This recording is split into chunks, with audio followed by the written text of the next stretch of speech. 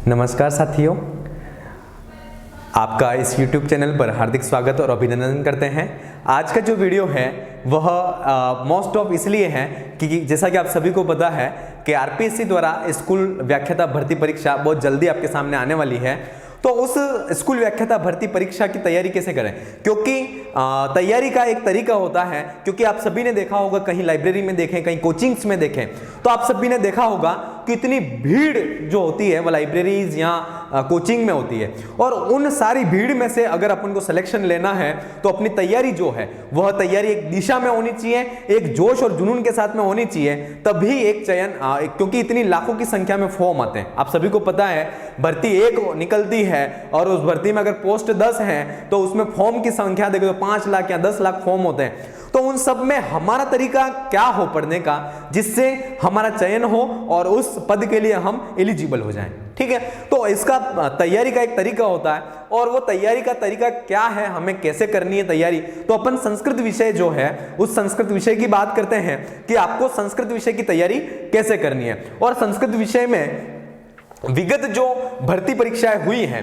जो 2013 से लगा करके 2022 तक लगभग 4 भर्ती परीक्षाएं हुई हैं। 2013 में हुई, 2015 में हुई थी, 18 में हुई और 22 में हुई। तो इन 2013 से लगा करके 2022 तक जो भर्तियां हुई, उन सारी भर्ती परीक्षाओं के प्रश्न पत्रों में किस यूनिट से कितने क्वेश्चन आए, इन सारे प्रश्न पत्रों का विश्लेषण भी हम आज की क्लास के माध्यम से देखेंगे, ताकि हमें यह पता चल सके। क्योंकि तैयारी बहुत से बच्चे करते हैं, है ना, तैयारी बहुत से बच्चे करते हैं, लेकिन हमें यह पता होना चाहिए कि किस यूनिट से कितने क्वेश्चन आ रहे हैं और किस यूनिट को हमें कितना वेटेज देना है।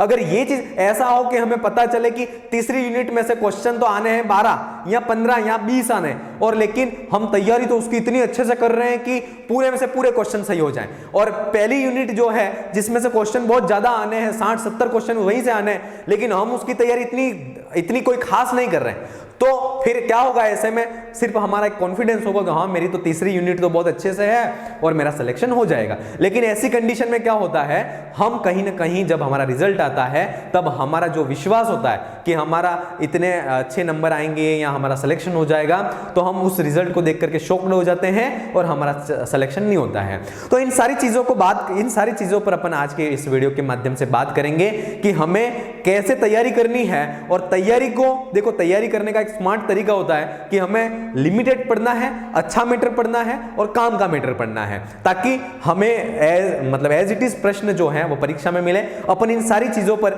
आपको इस YouTube चैनल के माध्यम से, हमारे एप्लीकेशंस के माध्यम से हम आप तक सारी चीजें प्रोवाइड करवाएंगे।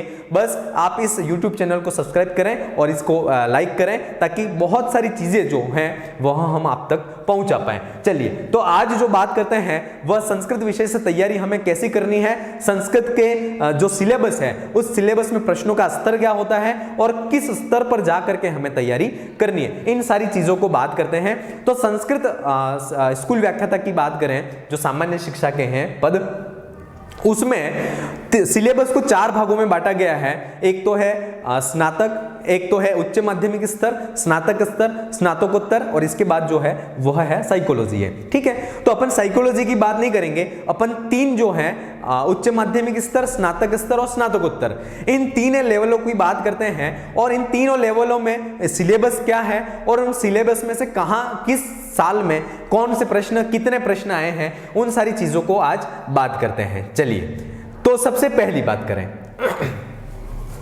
तो उच्च माध्यमिक स्तर जो है उसमें बात करें तो आपको पता होगा उच्च माध्यमिक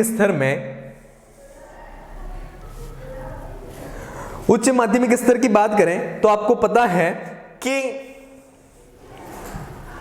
इसका जो टॉपिक है, पहला उसका नाम है संज्ञा प्रकरण, दूसरा जो है वह संधि है, तीसरा अव्यय प्रयोग, चौथा है शब्द रूपाणाम ज्ञानम, पांचवा है धातु रूपाणाम ज्ञानम, और 5वां जो टॉपिक है वह है प्रत्यय ज्ञानम।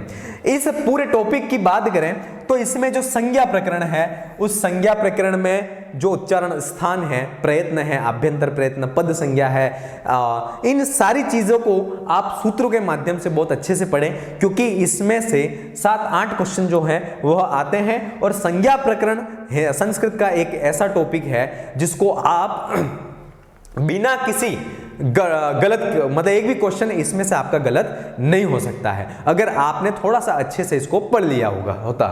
ठीक है, चलिए अगली बात करें संधि।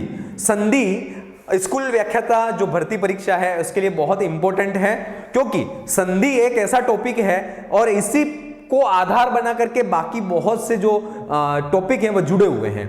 इसलिए हमें संधि से संबंधित जितने स्वर संधि है, व्यंजन संधि है, विसर्ग संधि है, उससे रिलेटेड जितने भी सूत्र हमारे सिलेबस में हैं, वो हो सकता है अकह सवर्ण दीर्घ हो सकता है, आदि गुण हो सकता है, या जयो हन्य तरस्याम हो सकता है, या कोई से भी है ना, खरीच झलाम जशो अंते, ये जितने भी सूत्र हमारे सिलेबस में हैं वह सारे के सारे सूत्र, सूत्रों की व्याख्या, सूत्रों की वृत्ति, सूत्रों के जो उदाहरण है, वो सारी चीजें हमें याद होनी चाहिए। मैं फिर कहना चाहूंगा कि हमें वृत्ति भी याद होनी चाहिए।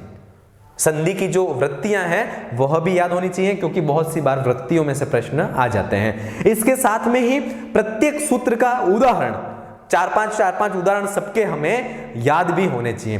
तो संधि अपने आप में बहुत इंपॉर्टेंट टॉपिक है और 14 से 15 प्रश्न जो हैं वह संधि इस टॉपिक्स में आते हैं। इन सारी चीजों के बाद में अपन देखेंगे कि विगत भर्ती परीक्षाओं में कौन से साल में कितने कितने प्रश्न आए हुए हैं। अगली बात करें वह है अव्यय प्रयोग। अब अव्यय प्रयोग के जो प्रश्न होते हैं वह क्या होता है, मोस्ट ऑफ तो क्या होता है कि अव्यय का जो है वह अर्थ पूछ लिया जाता है, अव्यय का अर्थ पूछ लिया जाता है, या फिर ऐसा होता है कि कोई भी सुक्ति दे दी जाती है और बीच में रिक्त स्थान दे दिया जाता है, और रिक्त स्थान में क्या आएगा, कौन सा अव्यय आएगा, उस अव्यय को हमें भरना है। ठीक है, और इसके लिए अब आप ये समझें कि हम तो किसी गाइड में जाकर के रट्टे मार लेंगे, तो ऐसा भी नहीं होता। इसके लिए एक बहुत अच्छा सा और सिंपल सा प्रयोग मैं बताता हूं, वह यह है कि आप जब भी साहित्य से रिलेटेड पुस्तकें पढ़ें, हो सकता है मोस्ट ऑफ नीति शतक से इसमें अव्यय प्रयोग के शब्द पूछे जाते हैं, तो आप नीति शतक जो कि आपके सिलेबस में भी है, तो नीति शतक है, या ऐसे साहित्य के जैसे रघुवंश है, या फिर है अभिज्ञान शाकुंतलम का चौथा सर्ग है, या फिर भागवत गीता है, तो इनमें से ऐसे बहुत सी सूक्तियां जिनमें आपके अव्यय का प्रयोग हुआ है, तो जब भी इनको पढ़ें तो आप इन सूक्तियों को अलग से लिख लें और जितने अव्यय हैं उन अव्ययों के नीचे अंडरलाइन भी कर लें, ताकि आपको एक पता चल जाए कि इसमें ये अव्यय का प्रयोग हुआ है। और जैसे ही वह परीक्षा में अगर सूक्ति आपको मिल जाती है, मोस्ट ऑफ चांस जो है वह सूक्तियों के ही रहते हैं, तो सूक्तियों के बीच में जो अव्यय है उसका आपको ध्यान रखना है। अगली बात करते हैं शब्द रूपाणाम ज्ञानम। ये और धातु रूप, शब्द रूप और धातु रूप जो है वह संस्कृत की जो कहते हैं वह आधार है या नींव है कह सकते हैं, या रीढ़ की हड्डी कह सकते हैं इसको। और जैसे संज्ञा प्रकरण में मैं आपसे उम्मीद लगा सकता हूं कि एक भी प्रश्न गलत नहीं होगा, न होना चाहिए, वैसे ही शब्द रूप और धातु रूप, इन दोनों टॉपिक्स में भी मैं आपसे यह उम्मीद लगा सकता हूं कि इसमें भी एक भी प्रश्न गलत नहीं होना चाहिए, क्योंकि इसमें क्या होता है, सीधा सा पूछ लिया जाता है, पंचम राम शब्द पंचमी एक वचन होगा, ठीक है, भू धातु लट लकार प्रथम पुरुष एक वचन होगा, है ना। इस टाइप के प्रश्न जो हैं वह इसमें पूछे जाते हैं, और इसका जो सिलेबस है वो भी फिक्स है भाई। शब्द रूप है, हरि शब्द है, बालक है, बुभृत है, राजा है, ये सारे जो शब्द हैं, भवत शब्द है, अस्मद है, युष्मद है, अहम है, ये सारी जो चीजें हैं वह इसके अंदर सिलेबस में दी रखी हैं, और उन सारी चीजों को आपको याद कर लेना है। शब्द रूप और धातु रूप को याद करने का एक सिंपल सा तरीका यह है कि आप ये सोचो कि मैं 2 दिन में और रोज सुबह शाम सुबह मतलब एक ही शब्द रूप को 50 बार कर लूंगा और मेरे को याद हो जाएगा, तो ऐसे याद होने वाला ये चीज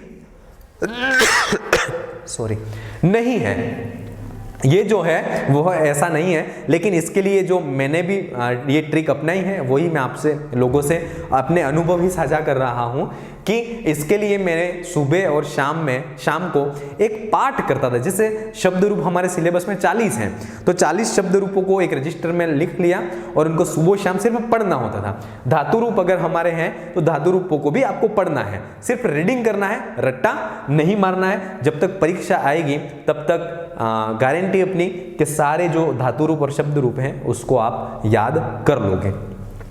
अगली बात करते हैं प्रत्यय ज्ञान। अब प्रत्यय जो है, देखिए हिंदी से संस्कृत के प्रत्यय हैं वह कुछ फर्क है इसमें, क्योंकि क्या होता है हिंदी में तो क्या होता है जो लास्ट में जो आ रहा है, ई आ रहा है तो ई प्रत्यय हो गया, की आ रहा है तो की प्रत्यय हो गया। लेकिन संस्कृत में क्या होता है, प्रत्यय जो है वह कुछ तो समझ में आ जाते हैं, जैसे पठितुम। अब यहां पे पठितुम है तो यहां पर हमें पता है कि लास्ट में तुम आ रहा है तो यहां पे जो प्रत्यय होगा वह होगा तुमुन होगा। लेकिन बहुत से प्रत्यय ऐसे हैं जिसके लास्ट में हमें पता ही नहीं चलता है, जैसे ही कर्ता, ठीक है। अब कर्ता में जो है वह प्रत्यय है त्रिच प्रत्यय है, ठीक है, लेकिन इसके लास्ट में तो क्या पता ही नहीं चल रहा, त्रिच तो कहीं आ ही नहीं रहा है। तो ऐसे बहुत से, जैसे राग, ठीक है, राग शब्द है, अब इसमें घय प्रत्यय है, तो अब इसके लास्ट में तो कहीं पता ही नहीं चल रहा है कि घय तो कहीं आई, घ भी नहीं आ रहा है, यहां भी नहीं आ रहा है। तो इन सारी चीजों की पहचान हमें कैसी है, कैसे हो, तो इसके लिए हमें प्रत्यय जो हैं उसके लिए कृदंत के प्रत्यय हो सकते हैं, तद्धित के प्रत्यय हो सकते हैं जो हमारे सिलेबस में है। कृदंत के प्रत्यय हो सकते हैं, पूर्व कृदंत, उत्तर कृदंत। तद्धित की बात करें तो तद्धित के प्रत्यय जो हमारे सिलेबस में है, स्त्री प्रत्यय जो हमारे सिलेबस में, उन सारे प्रत्ययों को सूत्रों से सहित आपको पढ़ना है। सिर्फ ऐसा नहीं कि आप सिर्फ ऐसे याद कर लो या रट्टा मार लो कि रागः, रंज धातु घय प्रत्यय, राग शब्द बन जाता है, पट धातु तुमुन, पठितुम, हस धातु तुमुन, हसितुम। नहीं, ऐसा नहीं करना है।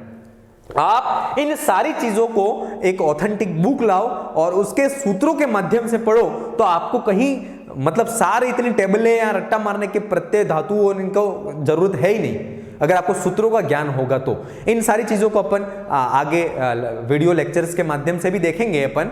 और आप इस यूट्यूब चैनल पर पहली बार आए हैं तो इस चैनल को सब्सक्राइब जरूर करें और लाइक भी इस वीडियो को जरूर करें, ताकि अधिक से अधिक लोगों तक ये वीडियो पहुंच सके। तो ये जो है वह अपन ने बात की, वह की उच्च माध्यमिक स्तर जिसका खंड प्रथम है। और मैं कहना चाहूंगा अगर आपको सिलेक्शन लेना है तो ये यूनिट जो है वह मोस्ट इंपॉर्टेंट है, ये यूनिट है वह मोस्ट इंपॉर्टेंट है। इस यूनिट को आपने अच्छे से कर लिया तो आपका कहीं ना कहीं चयन, आपका जो आत्मविश्वास है वह वास्तव में एक अच्छी पॉजिटिविटी में और आप आगे को आपको आगे लेकर के जाएगा। दूसरा जो लेवल है उसकी बात करते हैं अपन, तो उस वो लेवल है वह है स्नातक स्तर।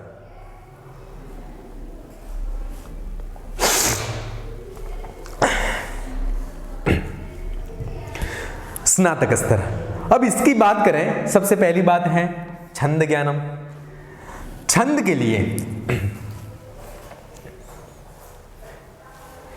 छंद के लिए अपन बात करें तो छंदों के हमें सबके लक्षण पता होने चाहिए, क्योंकि छंदों के लक्षण और छंदों के उदाहरण ये हमें पता होना चाहिए। इसके साथ में ही छंद ज्ञान के समय हमें कहां पर यति होती है, कहां पर लघु होता है, कहां गुरु होता है, अंतिम में कहां पर लघु होगा, कहां पर गुरु होगा, कौन सा वर्णिक छंद है, कौन सा मात्रिक छंद है, इन सारी चीजों का ज्ञान हमें छंद ज्ञान में होना चाहिए। दूसरी बात, मोस्ट ऑफ छंद के लक्षणों में क्या होता है कि मंदाक्रांताम बुधिरस न गई मोभनो तो गयुग्मम, ऐसा जैसे एक ही मंदाक्रांता का लक्षण है तो मंदाक्रांता बुधिरस न गई, तो यहां पर जैसे बुधि,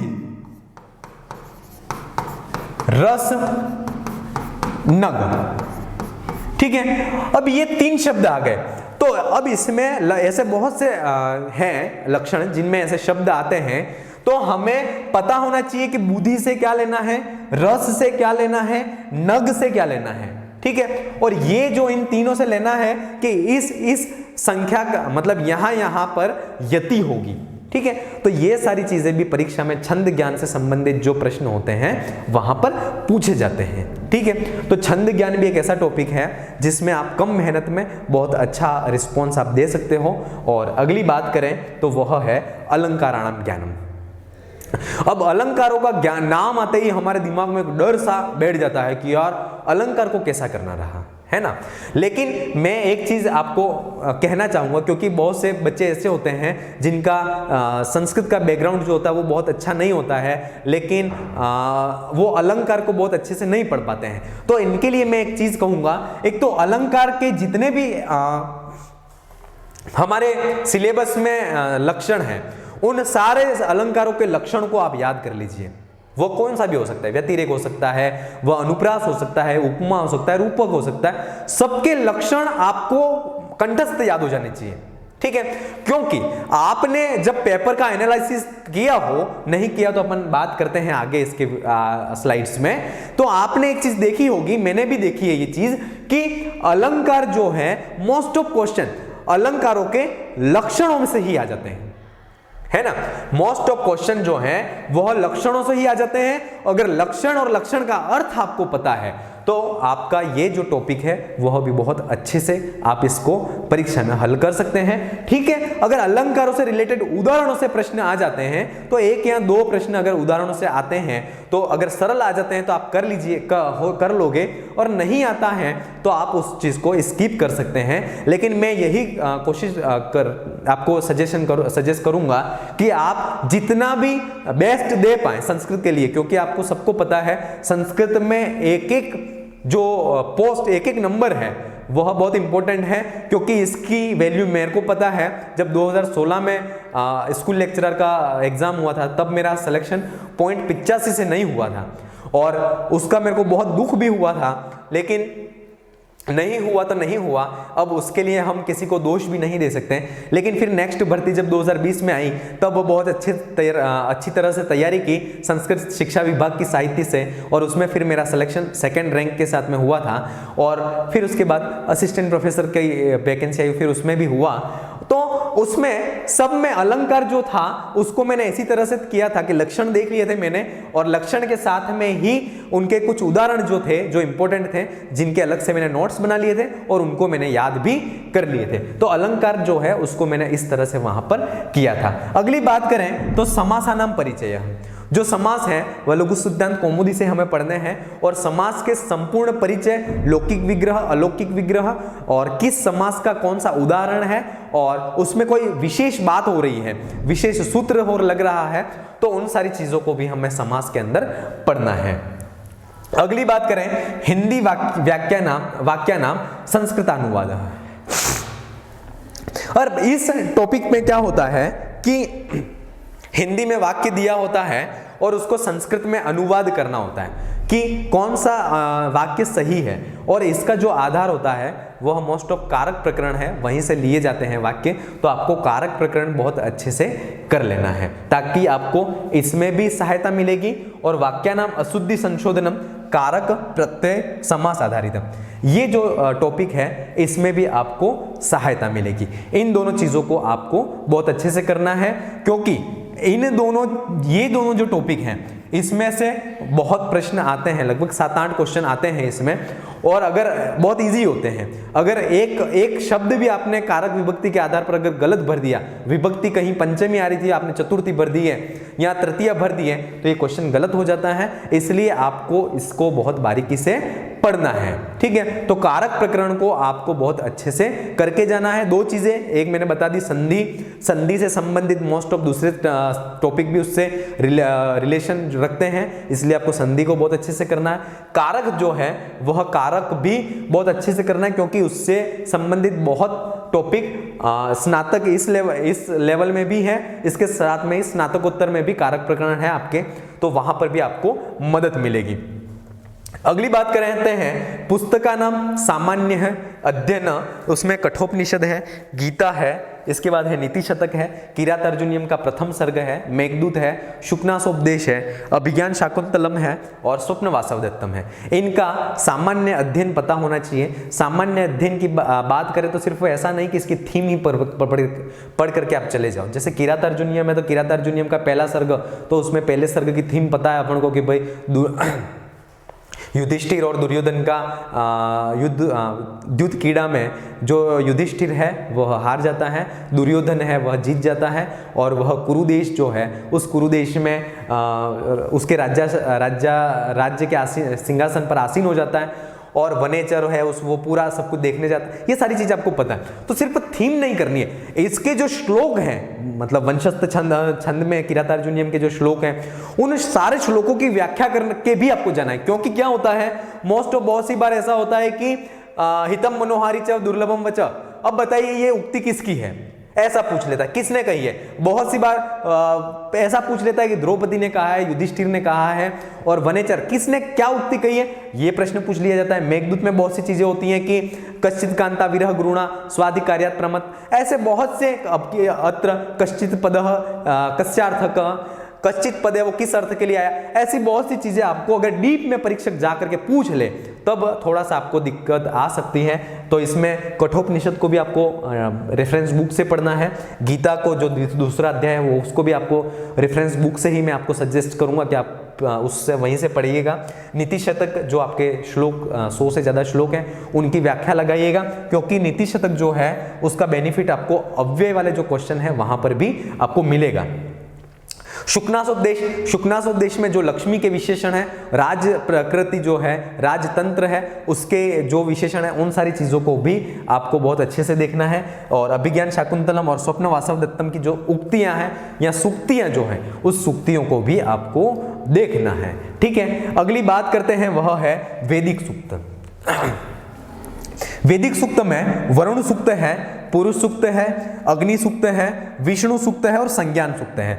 ये सूक्त हमारे सिलेबस में है और मैं कहना चाहूंगा कि इन सूक्तों को आप किसी नोट्स के भरोसे नहीं बैठे, अपितु एक ऋक् सूक्त संग्रह की किताब लाइए और उन किताब में से एक एक सूक्त का अर्थ आप खुद स्वयं लगाइए और इस सूक्तों को जैसे शब्द रूप और धातु रूप को आप सुबह शाम पाठ कर रहे हैं वैसे ही एक एक दिन छोड़ करके आप इन सूक्तों को भी पाठ करें और जब तक परीक्षा आ जाए तब तक आपको एक एक सूक्त की एक एक पंक्ति पता हो जानी चाहिए कि जैसे ही पंक्ति आए और आपको दिमाग में तुरंत लाइट लगे कि ये वरुण सूक्त क्या है, जैसे ही पंक्ति आए सूक्ति आए पता चल जाए कि अग्नि सूक्त का है या किसके लिए कहा गया है। ठीक है, इसमें जो पुरुष सूक्त है वह बहुत इंपॉर्टेंट है, इसको भी आपको बहुत अच्छे से करना चाहिए। अगली बात करते हैं वह है संस्कृत साहित्य संबंधी प्रश्न। उसमें कौन कौन से साहित्य हैं, तो वैदिक साहित्य भी है, लौकिक साहित्य भी है और अर्वाचीन साहित्य है। इसमें अर्वाचीन साहित्य को आपको बहुत अच्छे से करना है क्योंकि अर्वाचीन साहित्य जो है वह उसका मैटर है वो लिमिटेड है और बहुत अच्छे मार्क्स आपको दे करके जा सकता है। उसकी बाद बात करते हैं लौकिक साहित्य। लौकिक साहित्य का सामान्य अध्ययन हमें पता होना चाहिए, वह जो हमारे सिलेबस में है, हो सकता है वह हर्षचरितम हो सकता है वह कादम्बरी हो सकती है, हो सकता है वह नीति शतक हो सकता है, या फिर बहुत सारी जो भी हमारे लौकिक साहित्य है उससे रिलेटेड हमें सारी चीजें पता होना चाहिए। और वैदिक साहित्य की बात करें तो वैदिक साहित्य का हमें भाई चारों वेद हैं, वेदों से रिलेटेड ब्राह्मण कौन से हैं, आरण्य कौन से हैं, उपनिषद कौन से हैं, उन उपनिषदों आरण्यकों की विषय वस्तु क्या है, इन सारी चीजों को आपको पता होना चाहिए और इन सारी चीजों को अपन क्लासों के माध्यम से भी देखेंगे। तो ये जो है वह स्नातक स्तर जो है उसकी बात हो गई। अब अगली बात जो तीसरी यूनिट इसकी होती है उसकी बात करते हैं और तीसरी जो है यूनिट उसका नाम है स्नातकोत्तर। स्नातकोत्तर की बात करें तो इसका जो वेटेज है वह परीक्षा में थोड़ा सा कम है। और कम क्यों है और कैसे ये मैं बोल रहा हूं कि कम है, तो अपन जब क्वेश्चंस का एनालिसिस करेंगे इसके आगे तब वो चीज क्लियर हो जाएगी। तो एक तो कारक प्रकरण को आपको बहुत अच्छे से करना है, सिद्धांत कौमुदी है उस सिद्धांत कौमुदी से ही आपको कारक प्रकरण पढ़ना है, उसका एक एक सूत्र आपको पता होना चाहिए, उसकी एक एक वृत्ति आपको पता होना चाहिए, उसके साथ में ही उनके उदाहरण भी पता होना चाहिए। अगर आपको उदाहरण पता होंगे तो आपको जो अशुद्धि संशोधन, वाक्या नाम अशुद्धि संशोधन वाला जो टॉपिक है वहां पर भी आपको सहायता मिलेगी। अगली बात करते हैं भाषा विज्ञान। अब भाषा विज्ञान देखते ही थोड़ा सा हमारे अंदर डर बैठता है कि और भाषा विज्ञान तो बहुत टफ है, लेकिन इसमें जो ग्रीन ग्रासमैन वर्णन इनके नियम है, भाषा उत्पत्ति के जो नियम है, इसके बाद जो उच्चारण स्थान आदि हैं, प्रयत्न है, इन सारी चीज़ों को आपको भाषा विज्ञान में देखना है और बहुत इजी है, आपको कहीं कोई घबराने की ज़रूरत नहीं है। तो इसको भी आपको बहुत अच्छे से करके जाना है। अब दर्शन जो है उसमें दर्शन में सांख्य कारिका है, तर्क भाषा है, तर्क भाषा में भी प्रामाण्यवाद जो है वहीं तक पढ़ना है। चारवाक दर्शन, सिर्फ एक ही दर्शन पढ़ना है और वह है चारवाक दर्शन। चारवाक दर्शन आप सभी को पता ही है, यावत जीवेत सुखम जीवेत ऋणम कृत्वा घृतम पीबेत, ये जो सिद्धांत है वह चारवाक का है। और ऐसे ही सिद्धांत और भी इसमें है, भस्मीभूतस्य देहस्य पुनरागमनः कुतः, ये सारी चीजें ऐसे सिद्धांत जो हैं वो चारवाक दर्शन के हैं, बहुत इजी आते हैं, इसको भी आप देखिएगा और अपन भी वीडियो के माध्यम से बाद में देखेंगे। सांख्य कारिका जो कि बहुत अच्छी है, 72 जो इसकी कारिकाएं हैं, इसको आपको बहुत अच्छे से करके जाना है क्योंकि सांख्य कारिका में प्रश्न बहुत ज़्यादा बनते हैं।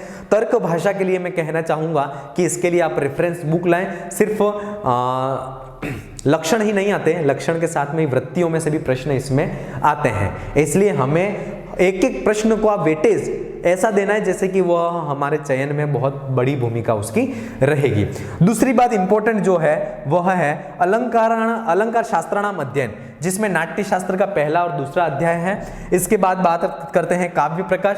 काव्य प्रकाश के बाद है साहित्य दर्पण। साहित्य दर्पण का पहला, दूसरा और तृतीय परिच्छेद की 1 से 28 कारिकाएं, उसकी बात करते हैं, तो इसको पढ़ना है। और इसके बाद है वह है ध्वन्यालोक, ठीक है, इनको भी आपको बहुत अच्छे से पढ़ना है। और इसमें काव्य प्रकाश जो है उसको और साहित्य दर्पण को आपको बहुत अच्छे से करना है क्योंकि ये थोड़ा सा टफ भी है, तो इसको आपको एक कोई अच्छी सी रेफरेंस बुक लाइएगा और उस रेफरेंस बुक्स में से उसकी जो कारिकाएं हैं, उसकी जो वृत्तियां हैं और उसका अर्थ है, उसको आपको बहुत अच्छे से करके जाना है। और साहित्य दर्पण में जो काव्य लक्षण खंडन है, ठीक है, विश्वनाथ ने जो वाक्यम रसात्मकम काव्यम जो लक्षण बताया है और दूसरे जो काव्य लक्षण है उनका खंडन भी किया, उसको आपको बहुत अच्छे से करना है, ठीक है। तो ये जो है अलंकार शास्त्रों का अध्ययन, ये थोड़ा सा ये यूनिट थोड़ी टफ है, लेकिन आपको बहुत अच्छे से करके जानी है ताकि आपको यह आगे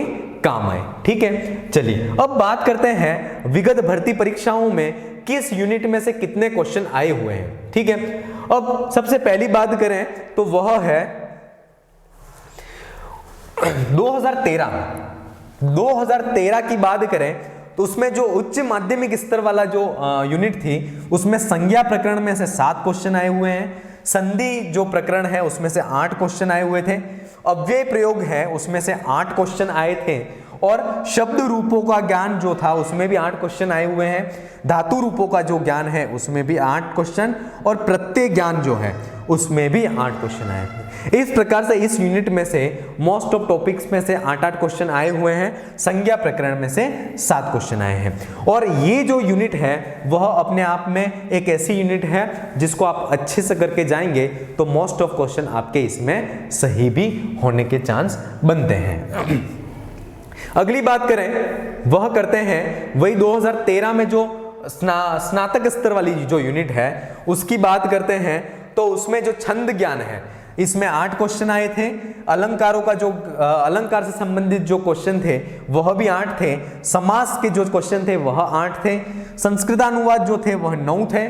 और वाक्यानाम अशुद्धि संशोधनम ये जो क्वेश्चन है वह भी 8।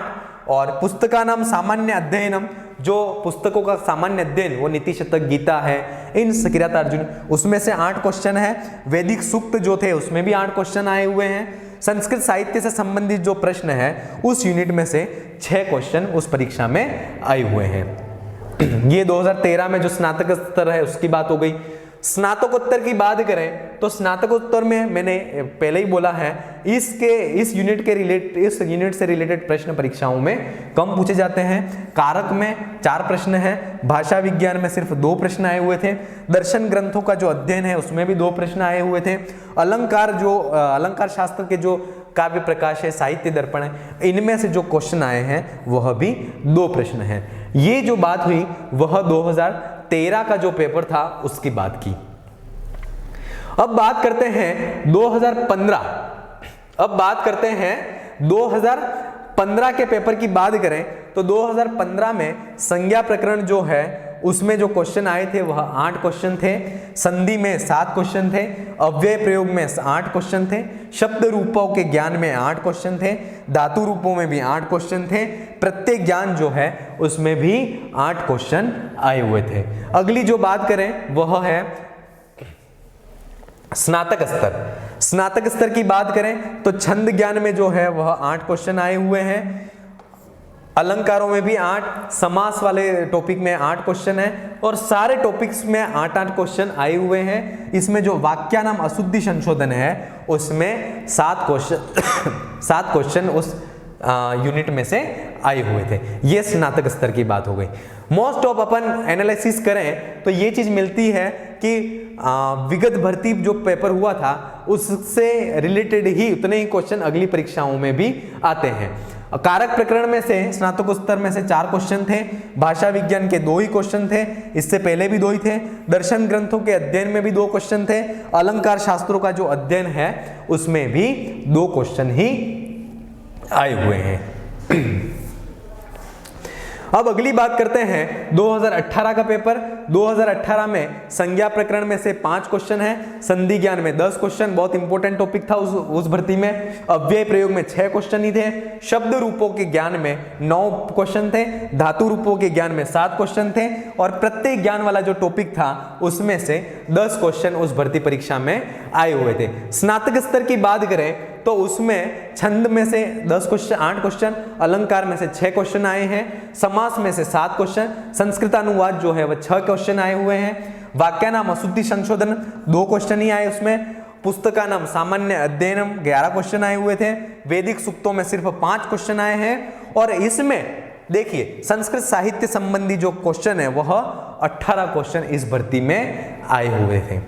ठीक है, अब बात करते हैं स्नातकोत्तर। स्नातकोत्तर में वही कारक प्रकरण में से 5 क्वेश्चन आए हुए हैं, भाषा विज्ञान में से सिर्फ 1 क्वेश्चन आया हुआ है। ठीक है, दर्शन ग्रंथों का सामान्य अध्ययन इस यूनिट में भी 1 क्वेश्चन आया है और अलंकार शास्त्राणाम अध्ययनम इस टॉपिक में 3 क्वेश्चन आए हुए हैं। इस प्रकार से साथियों मैं विगत प्रश्न पत्रों का जो एनालिसिस किया उसमें से आप पहले से कोई भ्रांति नहीं बना लें कि हाँ तीसरी यूनिट जो स्नातकोत्तर वाली पार्ट है उसमें कम ही क्वेश्चन आएंगे, ऐसा नहीं है। क्योंकि आपने देखा होगा 13 और 15 में से जो संस्कृत साहित्य की जो पुस्तक है उनमें से 8-8 क्वेश्चन ही आए, लेकिन जो 18 वाली भर्ती है उसमें एक साथ 18 क्वेश्चन आ गए। तो कोई आरपीएससी का फिक्स पैटर्न नहीं है कि इतना इस यूनिट में से ही पूछेंगे, नहीं है कुछ भी फिक्स। इसलिए आपको सारी यूनिट को बहुत अच्छे से पढ़ना है और बहुत अच्छी किताबों से पढ़ना है, बहुत अच्छे नोट्स बनाने हैं और वहाँ से पढ़ना है। और ये भर्ती बहुत जल्दी आने वाली है और आप अभी से तैयारी में लग जाएं, क्योंकि जब आग लगे तब कुआं खोदें तो उसका कोई मतलब नहीं निकलता है। इसलिए पहले से ही हम कुआं खोद के रखें ताकि जब आग लगे तब उसका जो पानी है वह हमारे काम आ पाए। ठीक है, तो आज की वीडियो को यहीं समाप्त करते हैं। अगले वीडियो के साथ में, अगली भर्तियों के साथ में, अगली सब्जेक्ट से रिलेटेड इंफॉर्मेशन के साथ में फिर मिलेंगे। तब तक आप अपनी तैयारी को अभी से चालू करें ताकि आपको जब परीक्षा हो तब आपको कहीं पर भी कंफ्यूजन का सामना नहीं करना पड़े। धन्यवाद।